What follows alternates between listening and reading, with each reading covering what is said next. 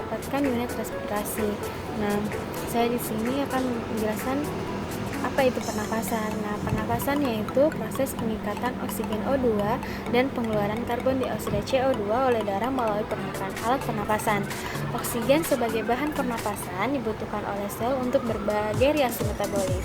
Nah, respirasi dapat diartikan yang pertama yaitu bernafas, yaitu inspirasi dan ekspirasi.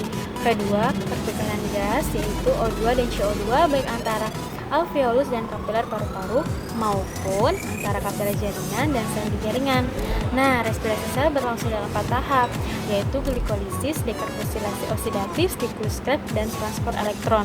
Dari 4 tahap respirasi tersebut, hanya glikolisis yaitu pemecahan glukosa menjadi asam pirufat yang berlangsung secara anaerob.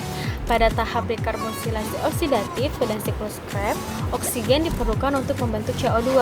Nah, pada tahapan transport elektron, oksigen diperlukan sebagai penerimaan elektron terakhir membentuk radikal oksigen dan bereaksi dengan H+ membentuk air. Nah, pada tahap pertukaran gas, oksigen dari alveolus masuk ke jaringan paru-paru dan diikat oleh hemoglobin membentuk H2O4, dan terdapat sejumlah oksigen yang terlarut dalam plasma darah yang tidak diikat oleh Hb. Nah, oksigen inilah yang membentuk tekanan persikap oksigen dalam darah. Di kapiler jaringan O2 dilepas Hb dan berdifusi ke dalam sel. Mengapa O2 selalu dilepas oleh Hb setelah sampai di kapiler jaringan? Nah, hal ini terjadi karena ada peningkatan kadar H+, penurunan pH yang disebut dengan efek Bohr. Oksigen yang berdifusi ke dalam otak akan diikat oleh mioglobin. Hal terrespirasi ini dalam sel adalah CO2, H2O2, dan energi dalam bentuk ATP. Dan panas yang hilang ke lingkungan CO2 akan diangkat oleh vena menuju ke jantung dan diubah melalui insang, kulit, ataupun paru-paru.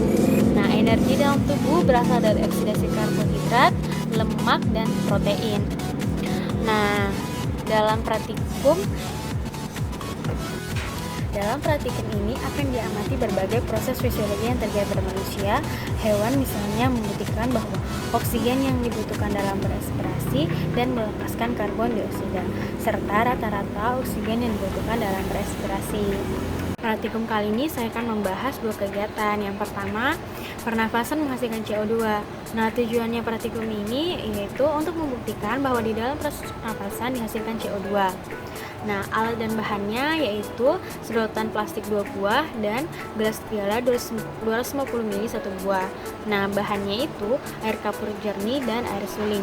Cara pengerjaannya, yang pertama, buatlah larutan air kapur jernih dengan cara siapkan air suling sebanyak 1000 ml, tambahkan kapur sambil diaduk hingga rata.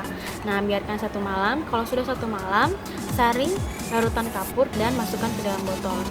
Kedua, ambil air suling dan air kapur masing-masing 5 ml dan masukkan ke dalam gelas piala yang berbeda. Nah, ketiga, tiuplah air suling dan larutan kapur dengan menggunakan sedotan selama 5 menit. Nah, pada kegiatan kedua, kalian cukup menyiapkan cermin. Nah, cermin ini kalian tutup sehingga cermin ini menghasilkan embun. Nah, apabila cermin ini menghasilkan embun, itu menandakan bahwa pada proses respirasi kita dapat menghasilkan H2O. Terima kasih.